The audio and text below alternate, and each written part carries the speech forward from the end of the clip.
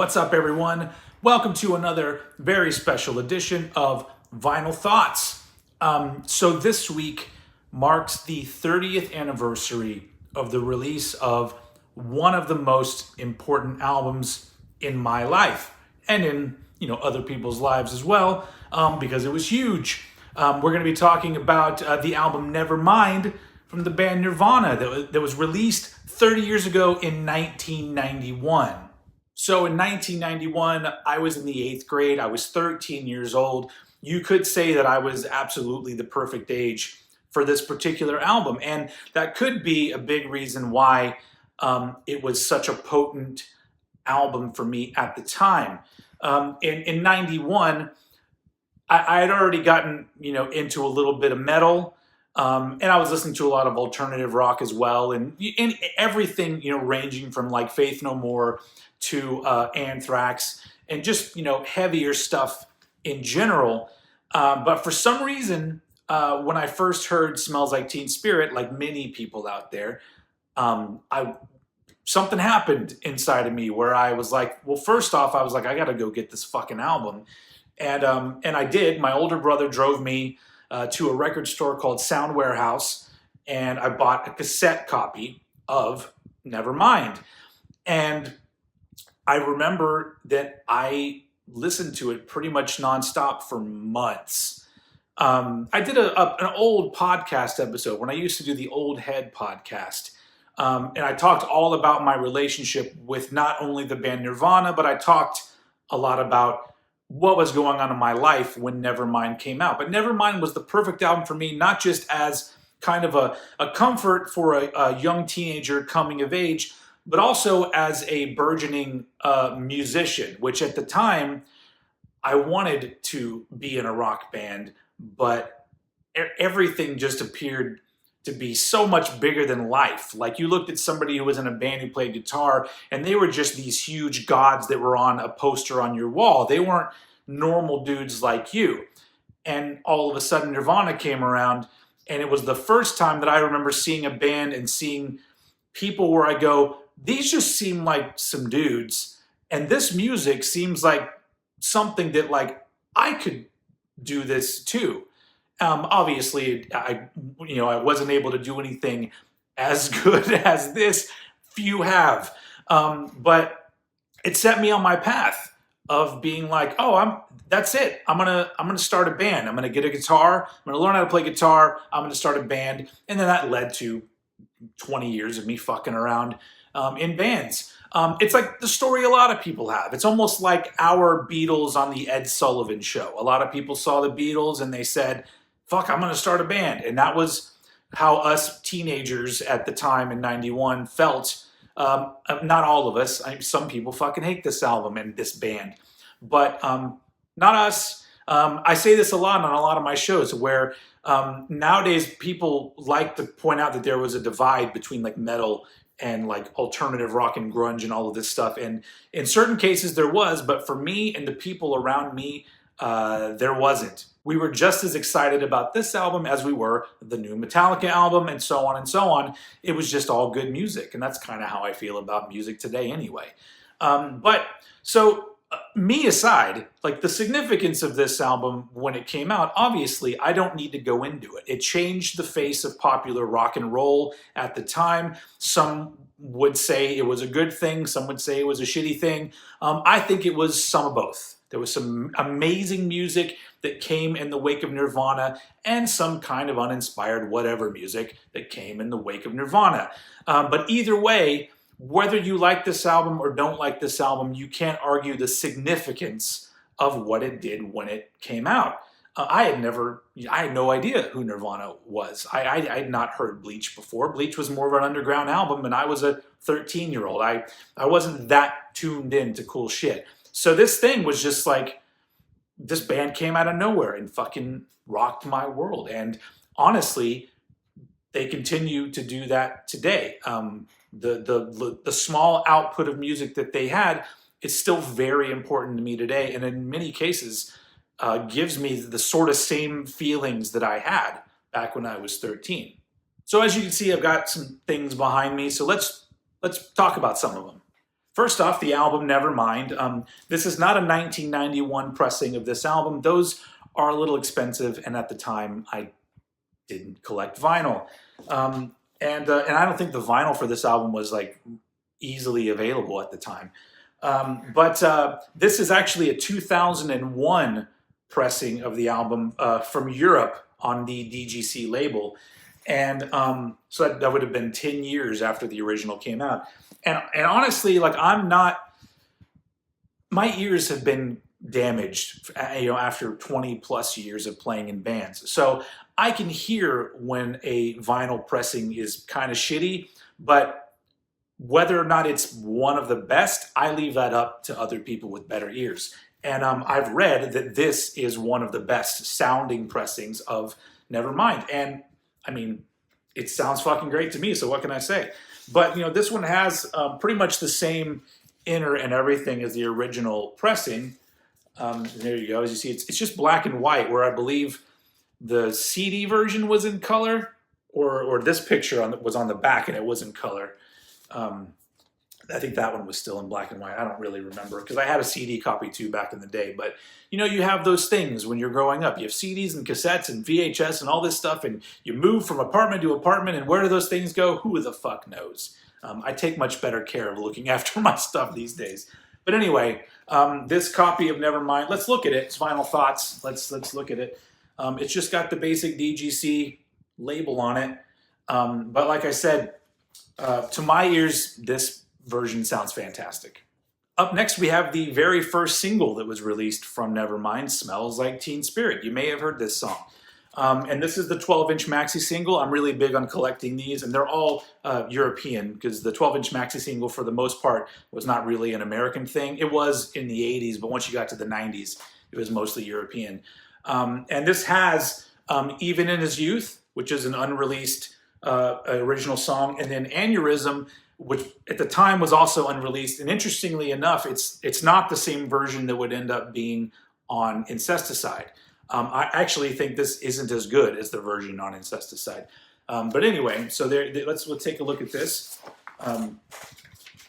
Obviously, this is original from 1991. But yeah, it's pretty basic, and it's just those 3 tracks. And I mean, what more do you need? I mean, this is the song that started it all. And then we have what I believe was the second single that was released from Nevermind, Come As You Are, another 12-inch maxi single.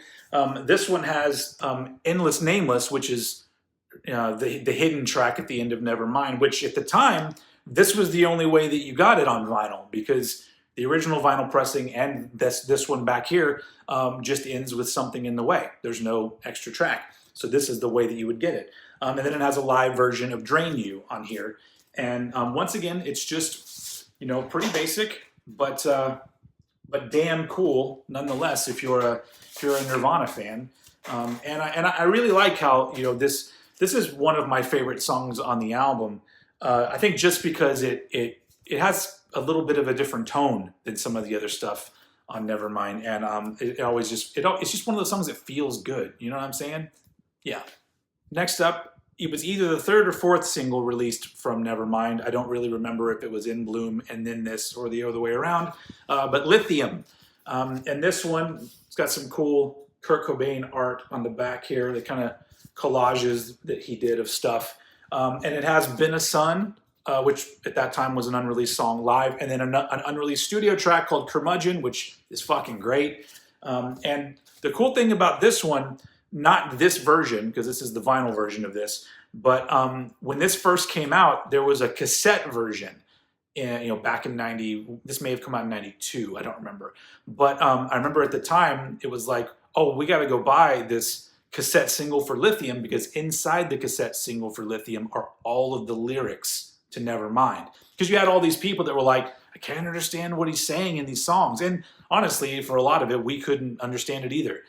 So finally, we got to read what the lyrics were, which is interesting because I remember there were some lyrics in that cassette version that later on down the line you would find out they weren't actually correct.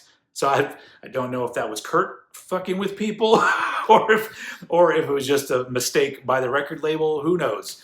But anyway, We don't need to get this one out. It looks the same as the other two, but Lithium, another great single. And unfortunately, I don't have the In Bloom single on vinyl.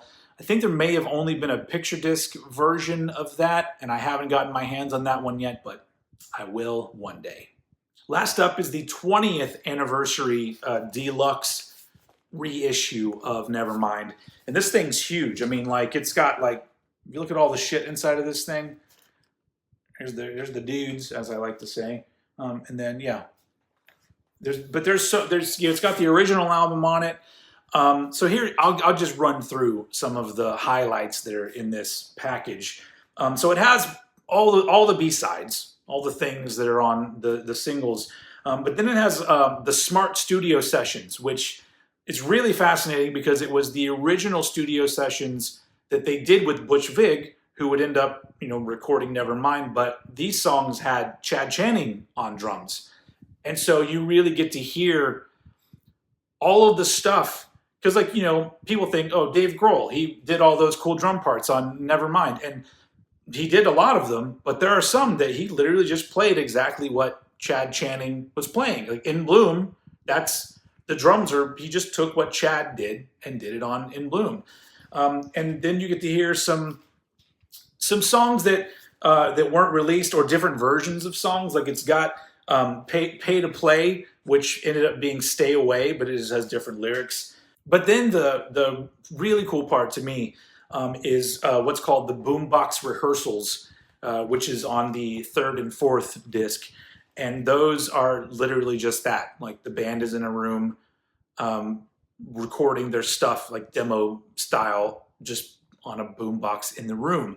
And the reason I like this is because you get 2 tracks that were never recorded in any other way.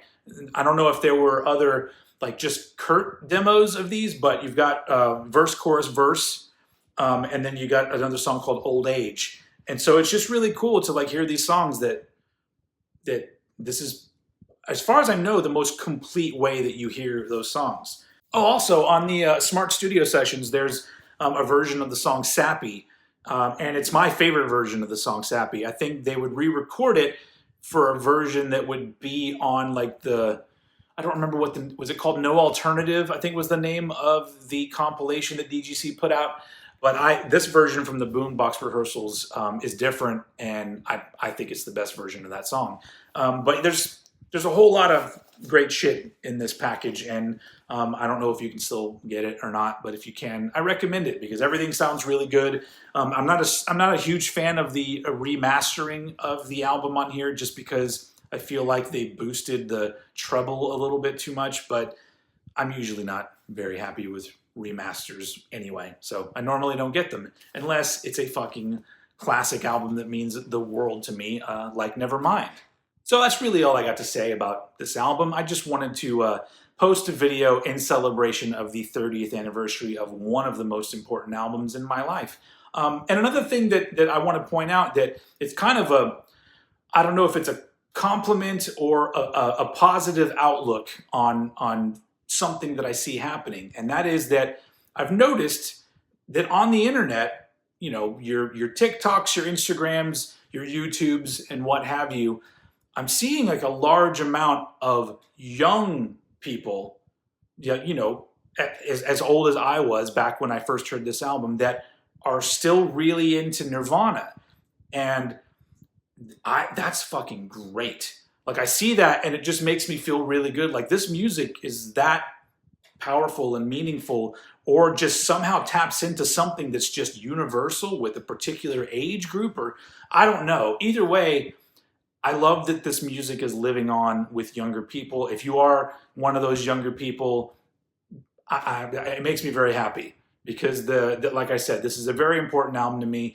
and I do a lot of the videos I do because I feel like the further we get on in music history, a lot of the stuff that I love is going to get forgotten about in one way or another. And so I like to keep talking about it.